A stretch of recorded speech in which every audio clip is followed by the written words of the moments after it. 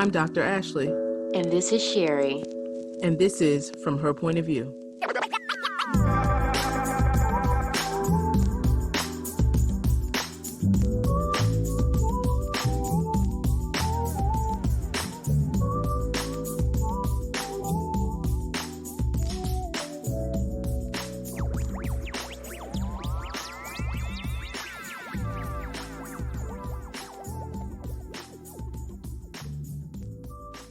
Hey, guess who's back?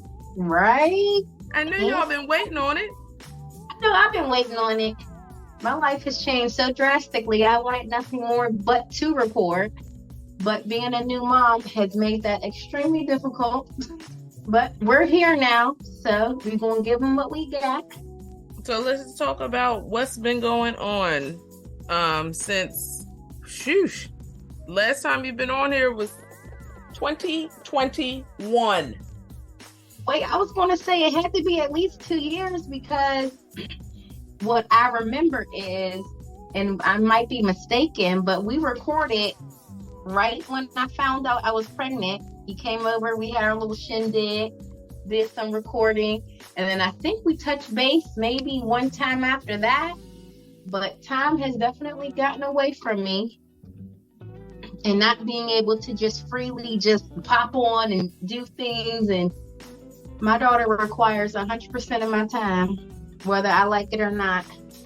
So let's just take a step back and talk about what's going on. So, like we just said, you guys have heard from me, but the other half of this podcast is now with us again, and let's just talk about what's been going on since 2021. So we found out that little people were coming. And then we traipsed off to Vegas. Sure did.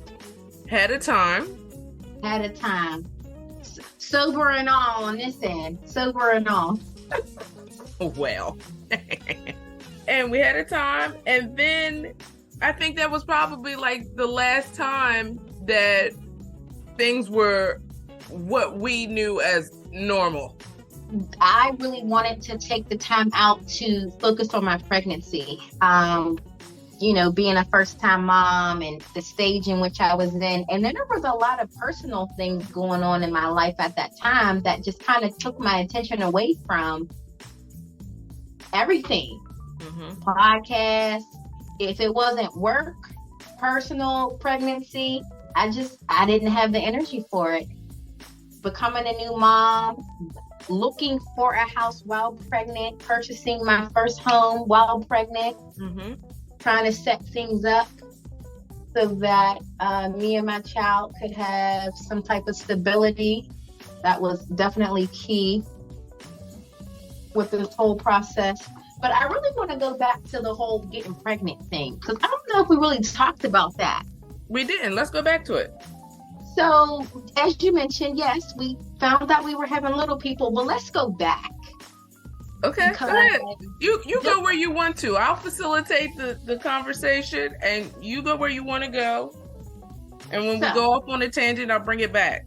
That's what I do. Right. Let's go.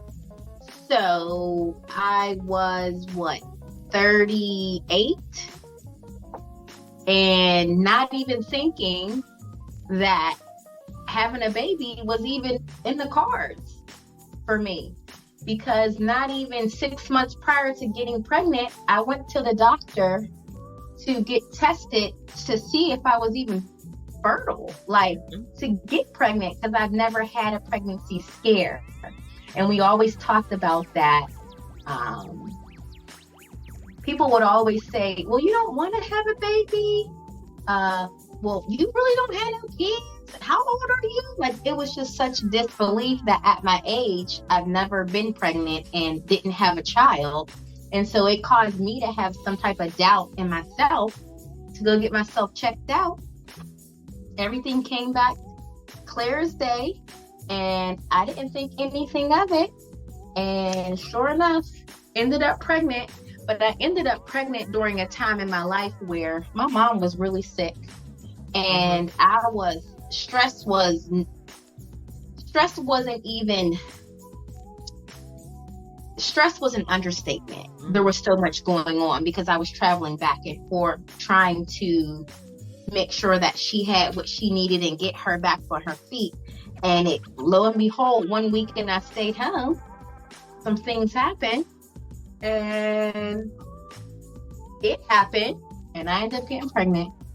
And so finding out I was pregnant was a complete shock. And you knew, and my sister knew before I even thought about it or wanted to come to the realization that it was actually happening to me. Because like you said, we had our little shindig. Everything was everything. And then I knew that after that time, something wasn't right. So I had to take a test. Took a test. Well, hold on. Let's first say that because, ladies, you all know when you spend a lot of time with somebody, usually your cycles sync up.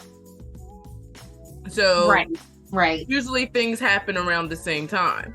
Right. So my sister and you, we all had our cycle around the same time. Right. And everybody had theirs but me. Right. And so I'm saying, well, I am, and she is. Well, you're not because you're pregnant. And I said, no. It's just not. It's just not.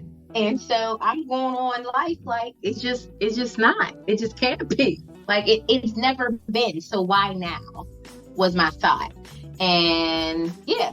So my sister, she kept checking in with me. So did you come on period yet? I'm like, no. My cycle's probably just changing, back to life. Things are happening. It's just. And it could even have been confused with perimenopause because of the age that we are. Correct. So I wasn't in denial yet. I was just kind of like not even trying to think about it, get my hopes up that this is a possibility. And then it wasn't a possibility. So it was probably maybe like a month. I was almost 5 weeks. And so I decided, you said, just take a test. And I'm like, no, I'm just going to hold off. I said I was going to wait until after Vegas, but definitely couldn't do that. So took a test, went and got 3 tests. Talked it over with my partner, told him what was going on. He said, okay, take a test. Took a test. And let's just say that came back positive so quick. There was just no doubt that this was happening. And I still didn't believe it. So I come downstairs and I tell him, hey, test is positive. And he's like, oh, okay, cool. And I was like, yeah, but we're just going to have dinner and then I'm going to take another test because I just don't believe it. So even then, did the whole dinner thing, went back upstairs, took another test. Test came back positive. I was like, this is not okay. This is this happening? Like this, I've never had that happen to me before. So I remember calling you and telling you this is positive. And you said, well, yeah, because you're pregnant. Right. That's what happens. I was just like, I don't know. I need to sleep on this basically. And that's what I did. And then the next morning took another test. And of course the test came back positive. There was no doubt. And so I talked it over with my partner and I said, hey, I took this test. I took 3 tests. They're all positive. So he's like, okay, well, what's wrong? And I'm like, I just don't know. So he said, well, go and schedule to get blood work done. So 2 days later, got my blood work done. My doctor says, oh, what are we in for? And I said, I think I'm pregnant. She said, oh, really? She's like, and she said, look at God, because just a few months ago, you thought that you were not fertile. And it looks like based on your test results that you are. And you're 5 weeks is what she told me. And I was just like, okay. She's like, this is a good thing. I said, is it? Because I'm about to be 40. How is this happening to me now? And she says, it can happen at any age. And then she said, Sherry, it happens when people have sex, right? It's possible. I said, yeah, but my situation. And she said, yeah, and God decided that now is the time for you to have this baby. So that's what we're doing. So I said, okay, I guess you're right. So I said, well, can you schedule me to get a sonogram just to make sure everything is good? And she said, absolutely. So she scheduled me to get the sonogram. I think I got the sonogram once we came back from Vegas.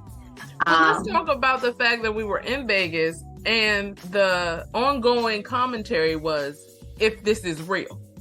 Yes, that was after 3 tests. 3 tests, a blood 3 test. tests and a blood test. And I still kept saying, if this is real. And you said, where's your mind? Literally the entire time we were there, I really kept saying, if this is real. Because even then, I still was in such disbelief that I was actually going to have a baby. And so when we did, so this is how I knew, even with the tests and the blood work and everything, I knew I was pregnant when we were getting ready to land, and I threw up. As the plane was landing, I threw up in my lap in a towel. Mm-hmm. That was the most unreal thing to me. And I said, yeah, this is happening. Like this whole weekend I was in denial, and that whole situation with me throwing up the way I threw up, I'm like, yeah, this is happening. So came back, scheduled the sonogram. I go in there, she's checking me, I'm looking at the ceiling, and I said, so what's going on down there? Like, this is crazy.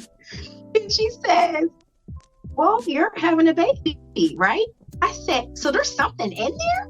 She said, yes. So I said, oh. She said, turn around. So I turn around and I see this little nugget of a thing inside this bubble, which looked like a bubble.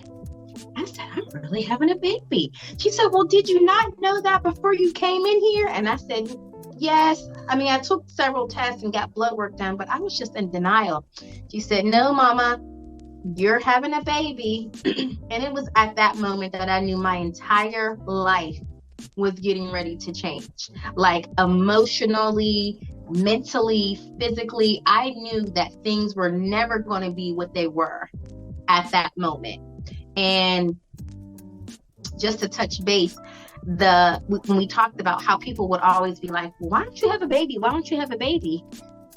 You're not pregnant, like you don't have any kids. The woman who did my sonogram, and I told her too, I said, I'm about to be 40. Why is this happening to me now? I just don't understand it. And she said, this is a blessing.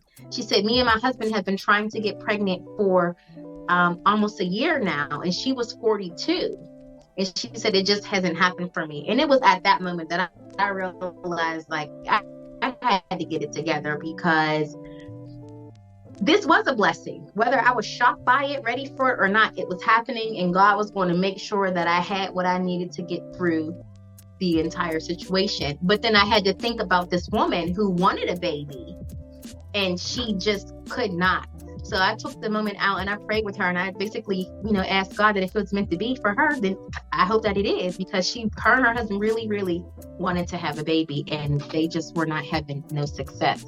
So it could definitely happen at any age to anybody when you least expect it. And that's what she said. Everything happens when you least expect it. So she was hopeful that it was going to happen for them. And I really hope that it has. I've never seen her after that. But I really hope that if that's what they wanted, that it did happen for them. So get the sonogram done. I think I called you, but you already knew. So me calling you to reconfirm what was already confirmed was just craziness. So I remember calling my sisters, and I said to them, I need to talk to you both on a call because I have something to tell you. And they thought it was about my mom, because at the time she was still very sick. Mm-hmm. And so we did the video, we did a Skype, and during the conversation, I said, hold on, y'all, I got to show you something. So I figured out how to put a picture of the sonogram as my background. And my little sister says, what the hell? What the hell is that? Is that a baby? Whose baby is that? And I said, that's our baby. She said, our baby? She said, wait, you're having a baby? I said, yep. And my older sister says, well, duh, I already knew you were pregnant. She said, you're the one that was in denial. And I was like, you know what? She is so right. And so she told my little sister, you over there doing all of that. The proper response is congratulations. Congratulations, because we're having a baby. And it was then that everything changed. I was so excited. I was nervous. I was unsure. I had a ball of emotions going through me, but I knew that at that moment my life would be different. And I was ready. I was ready for whatever was going to happen. This little baby was coming and I was going to get myself together for it.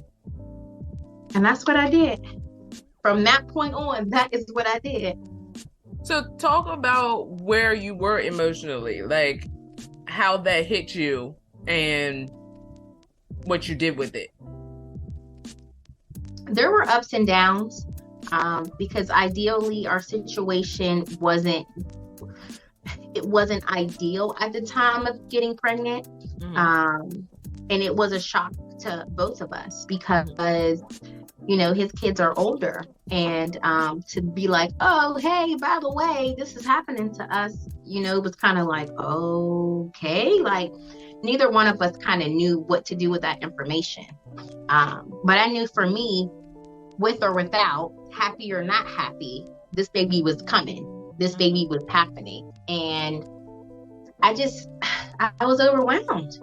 I was overwhelmed, but I knew that I had to get myself together by any means necessary to make sure that I have a very healthy, safe pregnancy, because getting pregnant at this age is not common for, I guess, regular people.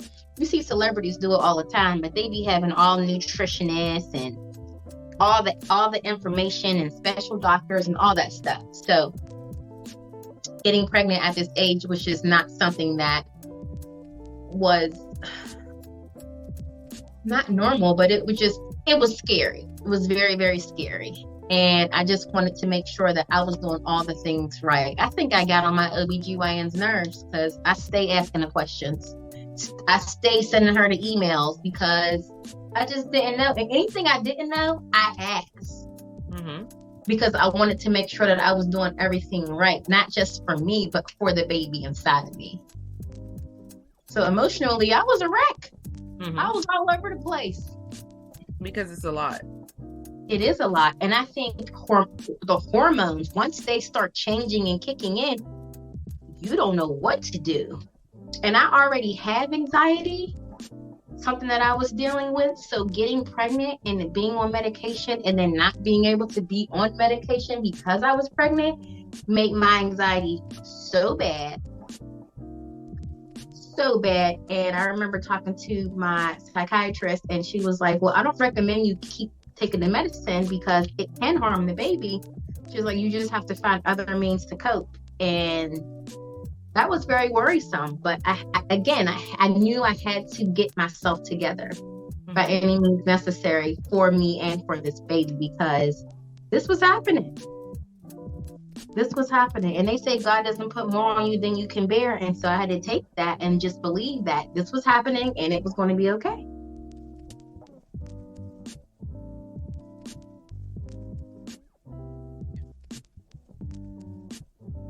So baby's coming. The months went by pretty fast. I had a pretty easy pregnancy for the most part. I was nauseous a lot, but I had no sickness, no throwing up. I only gained 21 or 22 pounds. My OBGYN told me strictly don't eat everything because you're pregnant, because that's a lie. Don't do what everybody else does because you're not young. You're no spring chicken, and you're going to gain that weight and you're not going to be able to get rid of it like a young person would. And she had to take her own advice. And so I took that advice from her. I ate what I needed to eat when I needed to eat it, but I wasn't like crazy obsessed with cravings and having to have this and having to have that. But I will tell you, the one thing I had to have early in my pregnancy was strawberry lemonade. I had to have strawberry lemonade every day. Outside of that, nothing else mattered. But I only gained like 21, 22 pounds. So taking her advice was good because my bounce back was good. I had a nice little bounce back. I gained all my weight back to date, but I lost that weight like it was nothing. And some. I would tell you, it's a very, very different experience to have watched you go through this at our age of having your first child than to be where I was when I was having my first child at 23. Right. You're in a totally different place in life. You're totally in a different level of preparedness at that point. Mm-hmm. You know a lot more about who you are and the dynamics of the parenting style you may like to have had at our age versus at a much younger age. Right. So it was very interesting to watch for me, being so far removed from that period or that part of life now. Right. But with you being so close by my side, because for those who don't know, Ashley is my daughter's godmom. She's one of them. I leaned on her for advice in certain situations, even though she was so far removed from the situation of, having a baby, and she had 2 kids. Both situations for her were different. And I knew that she had the experience and the know-how to kind of guide me through. She's the one, you're the one who told me you are going to breastfeed. There is no ifs, ands, or buts about it. And we're going to do a whole session on that, because that completely took over my life. I was not prepared. Do I recommend it? Yes, I recommend it for every mom to try it, but it ain't for every mom. And don't feel bad if you can't succeed. But you're the one who told me about it and how significant it was to be able to provide that to my child. So when you say like it's different watching me at my age and doing the things that you did when you had your babies, it's totally different. I feel like when you're pregnant at this age, the things that consume you mentally are not the same things that consume you as a 20-year-old. And I know 20-year-olds who say, oh, I didn't think about that. Right. Oh, I didn't do that. Oh, that's a thing? And I'm like, yeah. But as an older, more mature mom and seeing how other moms kind of navigate through, I kind of do what my mom says, eat the meat and throw away the bones. I took the things that I felt like would work for me and, took the benefits, the pros and the cons, and kind of figured it out on my own. It wasn't easy though, because I got overstimulated with information. Because I was looking up everything and checking into everything and asking all the questions. I wanted a doula. Like I was hell bent on, I'm getting a doula. And my doctor said, well, what do you need a doula? Like, you have a spouse. He is the doula. And I said, he could check out at any given moment. What are you talking about? And she said, no, you'll be fine. And then when I found out how much a doula costs, I said, yeah, we might have to pass on that because we ain't got it. But the services that a doula could provide would have been nice, helpful, but I made a point to make sure that I was well informed and got the information that I needed to make me feel better about the decisions that I was making for my body and for my baby. Whereas though I don't think a 20-year-old is thinking about these things. Even an early 30-year-old being pregnant at this age and not being pregnant at this age is completely different. And I think our listeners can understand the younger audience who, had babies young, and those people who are young now thinking of having babies. It's totally different. And I feel like there's no right or wrong way of going about it. You know your body, you know what you need. You know what matters to you, and you just focus on that and just pray and hope for a healthy baby and a successful delivery. I appreciate your positive outlook on it. I respectfully disagree. Let's talk about it. I do think that there is an ideal or a relatively right or wrong way to go about things. Children are a blessing. That is a fact. But I also think that it's not always an ideal situation for children to be brought into. Oh, yeah. Yeah. I wasn't even thinking about that, but yeah, you're right. Certain situations a child should not be brought into. But I think from from a woman's standpoint, whatever you decide to do, you know what you need, what your body needs. Your doctor tells you what your baby needs. And I mean, they're not going to steer you in the wrong direction. So hopefully you're taking heed to the advice and doing all the right things. But and also listening to your body, knowing your body, and even sometimes the advice that they give, you have to really advocate for yourself in these spaces too. Especially as Black women, you know that we're more likely to die in childbirth. I don't have this statistic, but I will look it up and we will share it. And we really have to advocate for ourselves. So when things are going on during the pregnancy, you have to speak up about them. You have to, and that's another thing that I think is a little bit different with a more mature parent, is you know more about your body. You've been in this body for a while. Right. So even with the differences that go on with pregnancy, you'll be more readily able to identify different things that come up and be more comfortable saying to your provider, this is not right. I understand what you're saying, but I'm telling you what I'm experiencing. Right. And a younger person may not do that. Yeah, that's true. But I will say the one thing I did learn just from other people's experiences and just, doing my research is that, yes, you do have to advocate for yourself. Absolutely. And we'll get more into this too. But my sister, who was saying, what the hell, we're having a baby, you're pregnant. She ended up being pregnant 4 weeks later. And so her whole, I can't believe this is happening to you, was now happening to her. And we're only 2 years apart. And so not only was I an advocate for myself in my situation, but I was an advocate for her through her entire pregnancy as well. And we kind of piggyback off of each other as far as information is concerned, because we were so close. So a lot of things that I had just went through, she was getting ready to go through. So we talked about those things and we kind of compared notes per se to try to make sure that we were both doing what we needed to do to make sure that this was successful for both of us. We was old ass moms. Somebody to walk with through that. Yes, that was amazing. I am so glad that we had that experience together.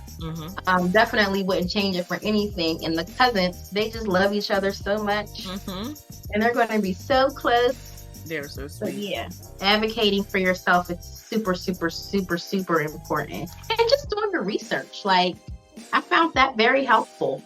Outside of wanting a doula, I'm like, okay, I can't afford it, but I'm going to make sure that I have the information that I need to ask the right questions and care for myself. So what exactly were you looking for in a doula? Support, being able to kind of have that person there, or so I thought, have that person there to kind of hold my hand through the process when my partner wasn't around. Somebody to go to doctor's appointments with and just kind of, ask questions and things like that. And then from what I know, if you have a doula, they could be present there with you in the delivery room. I didn't need that. I had a great team. But if I didn't, that person would be there to make sure that things were going as planned. But I did have a birth plan, and I kind of stuck to that. And I made sure that everybody who was present during the delivery was privy to that birth plan. But just having that support. But I got that from friends and family of people who have children right now. So I didn't really need a doula. And I'm glad I didn't get one. Oh. Because who would say they were going to steer me in the right direction? Who knows? Okay. I saved $4,000. Well, that's always a factor. But to each his own. I think if I ever did it again and I had the money to do it, I would definitely get one, though, just for the experience of having one. Is that something you think about, doing it again? I do think about doing it again, only because this particular situation was mild. It wasn't easy, but it was mild. I didn't have any horror stories to talk about. The pregnancy wasn't bad. I didn't gain a lot of weight. I had iron issues. but I didn't have preeclampsia. And then a delivery, she came out so quickly that I was like, wait, this wasn't bad. So yeah, I do think about maybe trying to do it again, but I don't know. I don't want to say no, it will never happen, but let's say I don't think about it that often. Not anymore. It's a lot to think about. I mean, we only have a 1-year-old. I mean, a lot. It's been a whirlwind for a while. A 1-year-old. So it's a lot to think about, but. And if I do have it, I want to do it for the right reasons with the right person. Yeah. Because that definitely matters. Support from your spouse is like number one. It's so important. And for, spouses who are listening and taking into consideration, it is so important for the spouse to be supported and be open to the confusion and the questions and everything that comes along with being pregnant and thereafter, because postpartum is real and we don't ask for it. It just happens. And so if you don't have that person who can help you get over these little hurdles, it makes it a lot more difficult than it really has to be. Yeah. So now that we talked about what's leading up to delivery, the next thing we're going to discuss is delivery. Okay. You've been listening to From Her Point of View. You can find this episode and more on your favorite podcast platforms. Share what you've heard with your family and friends. You can follow on Facebook and Instagram where you can leave a comment or question. Leave a voicemail at 443-507-8032. Email at fromherpointofviewllc@gmail.com. For your coaching needs, please visit aktcoaching.com. That's AKT-coaching.com. And email at akt@akt-coaching.com. Thank you again for your support and for listening to this episode of From Her Point of View.